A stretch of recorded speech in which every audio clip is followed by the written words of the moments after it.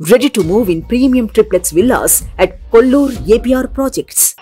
నా ఎదుట ఇసుక వేస్తే కూడా రాలనంతగా ఈ రోజు ఇక్కడ ఈ కార్యకర్తలు ఈ అభిమానులు ఈ ప్రజానికంలో మీలో ప్రతి ఒక్కరూ కూడా మీ జగన్కు మీ అన్నకు మీ బిడ్డకు మీరంతా కూడా స్టార్ క్యాంపెయినర్లుగానే ముందుకు నడుం బిగించాలి అని అడుగుతా ఉన్నాను. బహుశా మరో 4 రోజుల్లోపే ఎన్నికల నోటిఫికేషన్ వచ్చేస్తా ఉంది. ఈ రోజు నుంచి బహుశా 4 రోజుల్లోపే ఎన్నికల నోటిఫికేషన్ వచ్చేస్తా ఉంది. వీరితో పాటు చంద్రబాబు జేబీలో ఉన్న మరో జాతీయ పార్టీ వీరంతా కూడా మన మీద, మన పేదల భవిష్యత్ మీద వీరంతా కూడా దాడి చేయడానికి రెడీగా ఉన్నారు. నా ప్రసంగంలో ముందుగా బాబు అండ్ కో వీళ్ళ పొత్తుల గురించి కాసేపు మాట్లాడతాను. ఈ పార్టీలందరిలో కూడా వీరందరికీ సైన్యాధిపతులే తప్ప ఏ పార్టీలో కూడా సైన్యం ఎక్కడా లేదు. ఇందులో కొన్ని పార్టీలు గత ఎన్నికల్లో నోటాకొచ్చినన్ని ఓట్లు కూడా రాని పార్టీలు,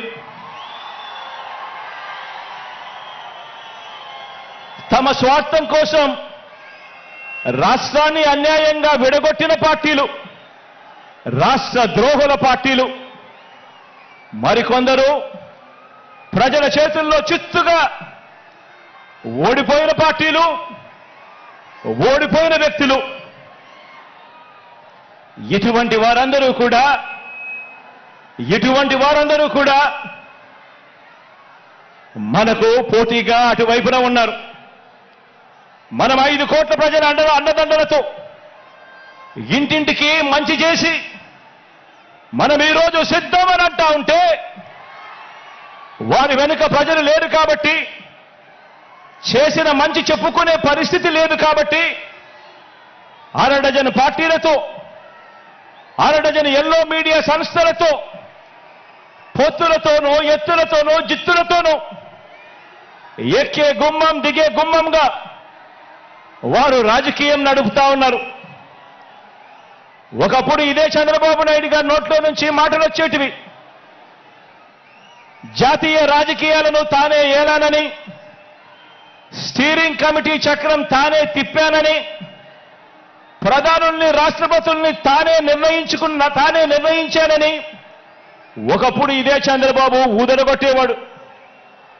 ఈ రోజున ఏపీలో మనందరి ప్రభుత్వం చేసిన ఇంటింటి అభివృద్ధి